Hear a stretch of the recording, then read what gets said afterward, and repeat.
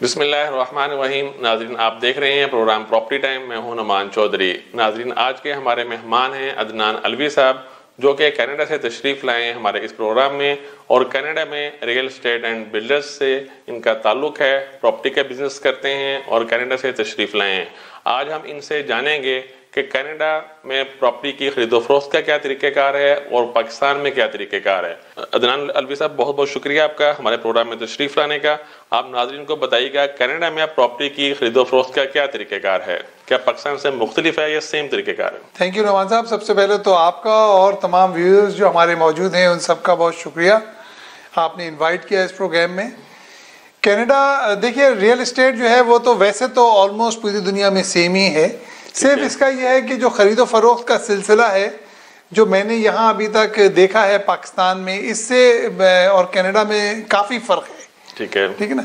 बात यह है कि वो यहाँ भी वैसे तो एजेंट्स इन्वॉल्व होते हैं, वहाँ भी यूजुअली 99% मैं कहूँगा कि जो बिजनेस ये रियल इस्टेट ट्रांजेक्शन होती है इसमें एजेंट्स इन्वॉल्व होते हैं।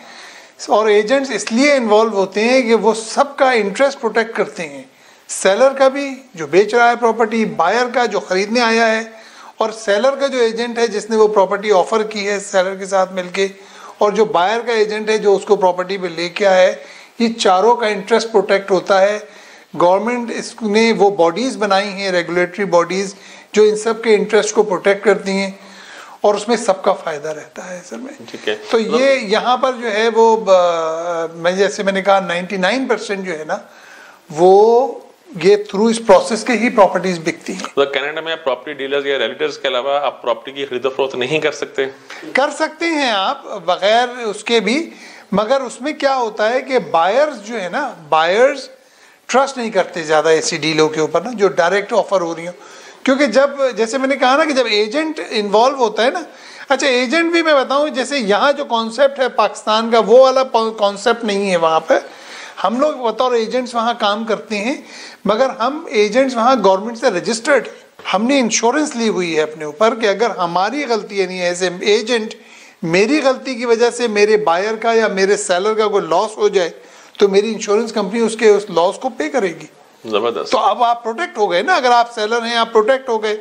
इसलिए हर कोई कोशिश करता है, खासतौर पर बायर्स कोशिश करते हैं कि वो ऐसी डील में इन्वॉल्व ना हो जो डायरेक्ट सेलर ऑफर कर रहा है। ठीक है। वो थ्रू एजेंट ही जाते हैं। तो आपके पास वहाँ पे जो कस्टमर्स हैं, एंड यूजर हैं या कोई बायर है, वो कैसे आप जनरेट करते हैं, उसका मार्केटिंग कैसे करते हैं आप? मार्केटिंग तो देखिए, वो जो मार्केटिंग के टूल्स होते हैं यूजुअली, जैसे न्यूज़पेपर्स में ऐड, ये तो खैर अब पुरानी बात हो गई, अब तो आप पता है न्यूज़पेपर्स ही एब्सोल्यूट हो गए। अब आजकल सोशल मीडिया का ज़माना है, तो लोग सोशल मीडिया पे ही अपनी एडवर्टीजमेंट करते हैं, फेसबुक के ऊपर, इंस्टाग्राम के ऊपर और दूसरे जो यूट्यूब और इसके थ्रू अपनी मार्केटिंग करते हैं। उससे आपके कस्टमर जनरेट हो जाते हैं। कस्टमर। अच्छा, ये बताइएगा कनाडा में प्रॉपर्टी की खरीदते वक्त किन चीजों का ख्याल रखना चाहिए? देखिए, वहां पर जो ख्याल रखना है ना वो एजेंट का काम है, वो बायर और सेलर का काम ना, वो तो इत्मीनान से आते हैं। वो होता ही है, इसका प्रोसेस ये होता है कि लेट सपोज आप मेरे पास आते हैं और आपने कहा अदनान साहब मुझे घर लेना है यहाँ पे ना, तो मैं आपका एक इंटरव्यू करता हूँ कि भाई आपको किस शहर में घर लेना है, ठीक है, आपकी रिक्वायरमेंट क्या है, यानी कि आपकी फैमिली कितनी बड़ी है, ठीक है, और आपको कितना बड़ा घर चाहिए। भाई 2 बेडरूम का घर चाहिए, 4 बेडरूम का घर चाहिए, इस एरिया में स्कूल्स अच्छे हैं और मेरे बच्चे छोटे हैं अभी, मुझे स्कूल्स का रखना है। या कुछ ऐसे यंग कपल्स होते हैं जिनको डाउनटाउन में काम करना होता है, तो वो कहते हैं भाई हमें ऐसे रूट पे घर दिलवाएं जहाँ से ट्रेन से हम बासानी जा सकें। तो वो हम उनकी फैक्ट फाइंडिंग करते हैं पहले कि इनको एक्चुअल में एक चीज़ क्या चाहिए, तो उसके बाद वो देख करके फिर हम उनको घर दिखाने शुरू करते हैं। कनाडा के अंदर जो है ना, वो यहाँ से जब मैं कंपेयर करता हूँ, उनका एक है, उसको हम कहते हैं टोरंटो MLS, यानी वो उनका सिस्टम है जिसके ऊपर जितने घर जो लोग बेचना चाहते हैं अपने घर थ्रू एजेंट, वो अपने घर वहाँ लिस्ट करते हैं एक वेबसाइट के ऊपर। ठीक है। उसमें आम आदमी की एक्सेस नहीं है उस वेबसाइट पे?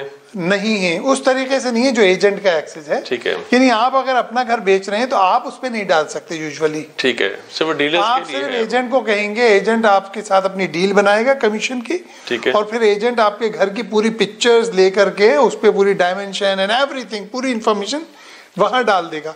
ठीक है। अब माने आपके एजेंट ने वहां डाल दिया, मेरे पास एक बायर है, तो अब मेरे पास भी उस सिस्टम का एक्सेस है, आपके एजेंट को भी था, उसने अपलोड कर दिया उससे आपकी लिस्टिंग को। ठीक है। अब मैं जब उस सर्च कर रहा हूँ तो मुझे पता चला अरे यार एक नया घर लिस्ट हुआ है, तो फिर मैंने देखा हाँ भाई ये वो 4 बेडरूम है, ये तो चीजें मैच कर रही हैं। राब्ता कर लेते हैं। हाँ, तो फिर हम उस एजेंट से राब्ता करते हैं कि हमें ये घर देखना है। तो क्या जैसे पाकिस्तान में एक बायर है, वो 2-3 बहुत से डीलर्स के पास चला जाता है अपनी रिक्वायरमेंट लेके, तो वहां पे भी ऐसे ही है, सिर्फ एक ही डीलर पे वो उम्मीद रखता है? यूजुअली वहाँ एक के साथ काम करते हैं, मगर कुछ लोग होते हैं अनजाने में, या तो वो या कुछ और स्मार्ट किस्म के लोग होते हैं। ठीक है। तो वो मल्टी मतलब 2-3 बायर्स को उन्होंने एजेंट्स को पकड़ रखा है कि यार मुझे घर दिखाते रहो। लेकिन ये है कि जो अच्छे एजेंट्स हैं वो भी, और जो प्रॉपर बायर हैं वो हमेशा एक के साथ काम करते हैं। तो जो प्रोफेशनल एजेंट हैं, जब वो बायर उनके पास आता है तो हमेशा वो बायर से कंफर्म करते हैं कि भाई तुमने किसी और एजेंट के साथ साइन अप तो नहीं किया है। अच्छा, इसका कोई एग्रीमेंट साइन भी होता है? एग्जैक्टली सर, उसका एग्रीमेंट साइन होता है शुरू दिन से, दोनों से पहले। हाँ, वो साइन जरूरी है, तो वो साइन कर लेता है। इसका मतलब उसने अपना प्रोटेक्ट कर लिया है अपने इंटरेस्ट को। अब अगर आपने मिसाल के तौर पर मेरे साथ साइन कर लिया अपना रिप्रेजेंटेशन एग्रीमेंट कि मैं आपको घर दिखाऊंगा, और आपको मैं अब घर दिखाए जा रहा हूं, और आपने अगर मेरे दिखाए हुए घर पे आपने डायरेक्ट डील कर ली जाके, तो मैं आपको सू कर दूंगा और अपना कमीशन 2.5% निकलवाऊंगा आपसे। यूजुअली वहाँ 2.5% होता है। ठीक है। टोटल अमाउंट का 2.5% जी, सेल प्राइस। वन साइड या टू साइड? ये वन साइड की बात कर रहा हूँ, ये बायर की साइड का है। बायर की साइड का, ठीक है। अब सेलर की साइड का आजकल जो है वो 1% वैसे है स्टैंडर्ड, पर ये भी किसी जमाने में 2.5% ही हुआ करता था। अच्छा, बायर 2.5% देता है, सेलर 1%? नहीं, देगा सेलर कमीशन सारा। अच्छा, ठीक है। सेलर पूरा कमीशन देगा दोनों का। ठीक है। हाँ, सेलर देगा, बायर को कुछ नहीं देना है, बायर को कमीशन नहीं देना। तो वहां पे भी यही सिस्टम है, जो बायर है उसका जो ट्रांसफर के अखराजात हैं वो बायर पे करता है या सेलर पे करता है? जी, वो ट्रांसफर के जो अखराजात हैं वो बायर अपने खुद पे करेगा। ठीक है। ट्रांसफर के अखराजात वहाँ यूजुअली अगर मैं आपको रूल ऑफ थंब के हिसाब से बताऊं, ठीक है, तो तकरीबन वो होते हैं 1.5% बस टोटल अमाउंट का। यानी अगर $1 मिलियन का घर है तो उसका 1.5% 15,000 बनेगा। तकरीबन ये खर्चा आएगा। इसमें गवर्नमेंट की फीस वगैरह सब शामिल होती है, और इसके अलावा जो प्रॉपर्टी की रजिस्ट्री जो है वो लॉयर करता है। ठीक है। तो वो लॉयर यूजुअली अपने $1,500 चार्ज कर रहा है आज के दौर में।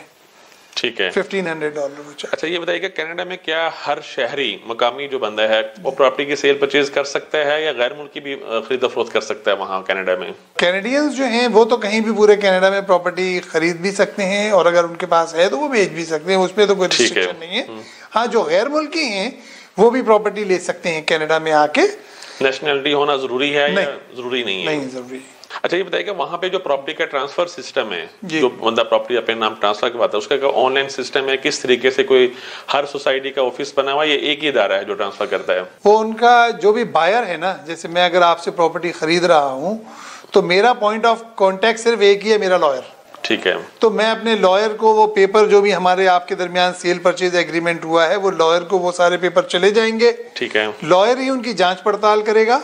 ठीक है। और लॉयर ही मेरे नाम की रजिस्ट्री कर देगा एक्चुअल में उस प्रॉपर्टी के ऊपर। तो सेलर और बायर को दोनों को जाना पड़ेगा सोसाइटी ऑफिस, या जाने की जरूरत नहीं? कोई सोसाइटी ऑफिस का कॉन्सेप्ट नहीं है यहाँ वाला। कोई ऑनलाइन सिस्टम नहीं है, बल्कि अब तो कोविड में जाने की भी जरूरत नहीं है। लॉयर आपसे जो घर बैठे ट्रांसफर हो जाती है, जूम के ऊपर ही। मतलब सेलर के साथ तो कोई प्रॉब्लम नहीं है, सेलर का तो वो ऑनलाइन साइन कर देता है। सिर्फ बायर, क्योंकि वो यूजुअली वहाँ बैंक्स लोन इन्वॉल्व होते हैं, मॉर्गेजेस, इसलिए जो लॉयर का एक दफा बायर से बातचीत करना जरूरी होता है।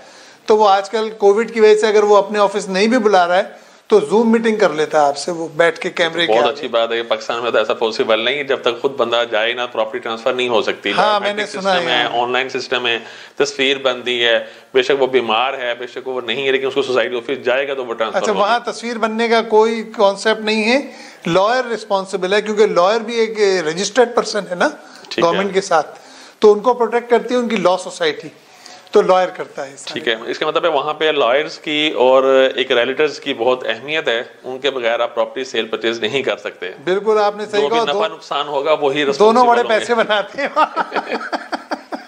अच्छा, ये बताइए कि कनाडा में जो जब प्रॉपर्टी बंदा परचेज करता है उसके लिए क्या इनकम शो करनी पड़ती है? जैसे पाकिस्तान में एफबीआर का एक इदारा भी है, वो पूछते हैं कि आपके पास ये पैसा कहाँ से आया है, या वहाँ पे कोई पूछताछ नहीं है जब ये प्रॉपर्टी लें दें? यूजुअली मैं बताऊं, वहाँ पर 90% केसेस में बंदा 100% पैसा अपने पास से नहीं लगाता। ठीक है। तो जब प्रॉपर्टी जब हम लेते हैं तो उसमें कुछ पैसे हैं, कुछ परसेंटेज, मतलब हो सकता है वो 20% हो, 30%, 40% वो हम डालते हैं।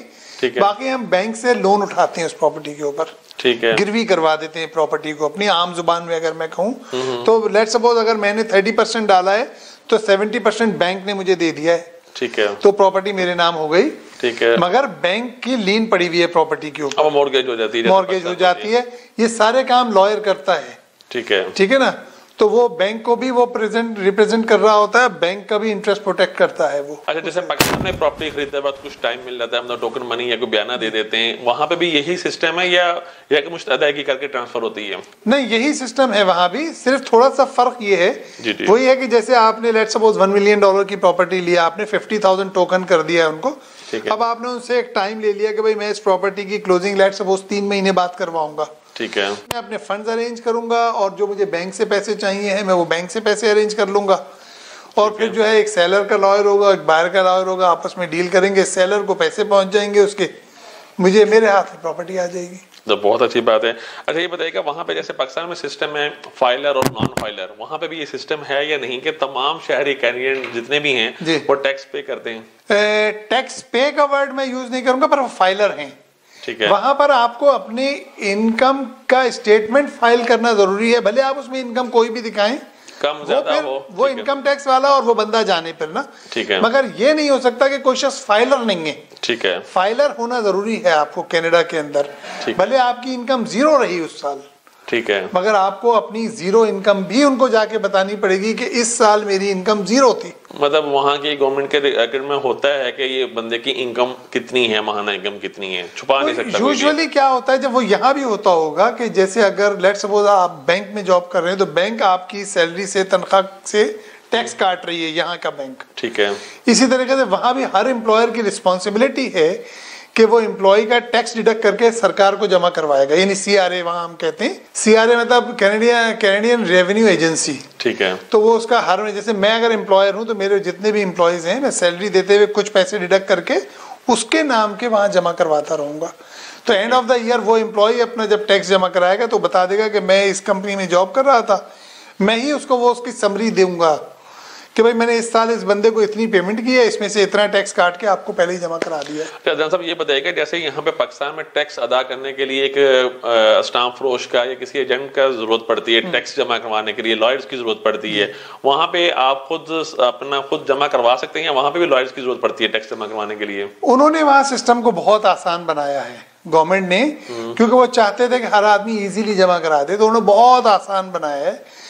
आप चाहें तो अपना खुद ही सिस्टम में जाकर के अपना टैक्स जमा करवा सकते हैं, तो लॉयर की जरूरत नहीं है? नहीं, लॉयर की जरूरत तो बिल्कुल नहीं है। कुछ केसेस में कुछ लोगों को अकाउंटेंट्स की खिदमत लेनी पड़ जाती है, क्योंकि प्रोफेशनल होते हैं अकाउंटेंट्स, तो वो गाइड कर देते हैं उनको, या अकाउंटेंट उनके बिहाफ पे उनका सारे हिसाब किताब बना देते हैं और वो जमा करवा देते हैं उसको ना। साहब, ये भी बताइएगा जैसे पाकिस्तान में यहाँ पे प्रॉपर्टी टैक्स सालाना अदा किया जाता है, वहाँ पे भी सालाना है या लाइफ टाइम में बस एक बार टैक्स दे दिया ट्रांसफर के टाइम पे बस फिनिश? नहीं, ऐसा नहीं है। वहां पर जो टैक्स है प्रॉपर्टी का वो आपको यूजुअली मंथली बिल आता है या क्वार्टरली आता है, ठीक है, और वो हर साल आपकी प्रॉपर्टी एसेस करते हैं वैल्यू के हिसाब से। अच्छा। तो आपका टैक्स यूजुअली हर साल बढ़ता रहता है, माइनर बढ़ता है मगर बढ़ता है। जैसे मान ले इस साल 5,000 था, तो लेट सपोज वो $400-450 एवरी मंथ में दे रहा था, तो पूरे साल में मैंने $5,000 लेट सपोज दिए, तो हो सकता है अगले साल मेरा टैक्स 5,500 हो जाए। तो पर वो यूजुअली हम क्वार्टरली देते हैं वहां पर ना। ये बताइए कि जो आम आदमी, जैसे कोई हर आदमी वहां पर टैक्स देना चाहता है और टैक्स दे भी रहा है, टैक्स के बस गवर्नमेंट की तरफ से क्या सहूलियात हैं? आप इनकम टैक्स की बात कर रहे हैं? Income tax, property tax. देखिए, प्रॉपर्टी टैक्स ना देने का तो कोई सेंस, कोई कॉन्सेप्ट है ही नहीं। प्रॉपर्टी है तो टैक्स तो देना पड़ेगा, क्योंकि वो प्रॉपर्टी टैक्स यहाँ की, तो मेरा ख्याल है यहाँ भी सिटी के पास जाता है वो, तो सिटी जो है उस पैसे से रोडें बनाती है, मेंटेन करती है, स्कूल बनाती है। यहाँ पर देखे ना, अपनी मर्जी से एक फार्मूला है कि उसको कम भी कर देते हैं, ज्यादा भी कर देते हैं, उसका कोई तरीकेकार नहीं है। अच्छा। वहाँ पे क्या एक ही फार्मूला है या बस वहाँ का जो इंस्पेक्टर होगा, जो इस एरिया का इंचार्ज होगा, वही बना के देता है टैक्स कितना पे करना है आपने? नहीं, इंस्पेक्टर का रोल नहीं है वहाँ, मेरा ख्याल है, जो मैं समझता हूँ इंस्पेक्टर का कोई रोल नहीं है। सिटी को पता है हर घर का कितना रकबा है, कितना बड़ा है वो घर, कितने बेडरूम का, हर चीज सिटी को पता है। तो सिटी उसकी वैल्यू एसेस करती है कि इस घर की इतनी वैल्यू है, और यूजुअली मैं रूल ऑफ थंब के हिसाब से बता रहा हूँ, हमारे यहाँ क्या होता है कि 1% उसका एनुअल टैक्स होता है, ठीक है, यूजुअली वैल्यू का 1%। तो अगर आपके घर की वैल्यू 1 मिलियन है तो उसका 1% 10,000 है, ठीक है। तो साल का आपका प्रॉपर्टी टैक्स 10,000 होगा यूजुअली। ठीक है। अच्छा ये बताइएगा वहाँ पे जो छोटे से छोटा घर जो होता है वो मिनिमम कितने बेडरूम का या कितने स्क्वायर फुट का होता है जो आम आदमी की एक्सेस में हो? वहाँ पर जो मिनिमम है वो कॉन्डो अपार्टमेंट्स होती, ठीक है, और वो मेरा ख्याल है यहाँ भी होते होंगे, उसको कहते हैं स्टूडियो अपार्टमेंट। जी स्टूडियो, बिल्कुल। उसमें कोई बेडरूम नहीं होता, ठीक है, सिर्फ एक स्टूडियो यानी एक रूम है बड़ा सा, उसी के अंदर एक कोने में किचन बना हुआ है और एक तरफ वॉशरूम बना हुआ है। तो मिनिमम अमाउंट क्या है वहाँ पे, कितनी अमाउंट हो तो आप कोई प्रॉपर्टी मिनिमम परचेज कर सकते हैं? जैसे स्टूडियो कितने में परचेज कर सकते हैं? देखिए स्टूडियो तो डिपेंड करता है किस एरिया में है, ठीक है, मिनिमम कितना होगा मिनिमम स्टूडियो पाकिस्तानी वैल्यू के हिसाब से? मैं आपको बताऊं, अब आजकल तो वहाँ प्राइसेस वहाँ भी काफी बढ़ गई हैं, मेरा ख्याल है स्टूडियो मिनिमम वहाँ मिल जाएगा शायद $3 लाख का, ठीक है। तो $3 लाख यहाँ के बनेंगे कोई मेरा ख्याल है 4 करोड़ के करीब बनेंगे, मतलब मिनिमम वहाँ पे परचेज कर सकते हैं 4 करोड़ से। हाँ। चलें, अदनान अलवी साहब हमारे साथ रहिएगा। नाज़रीन यहाँ पे एक छोटी सी लेते हैं कमर्शियल ब्रेक, हमारे साथ रहिएगा।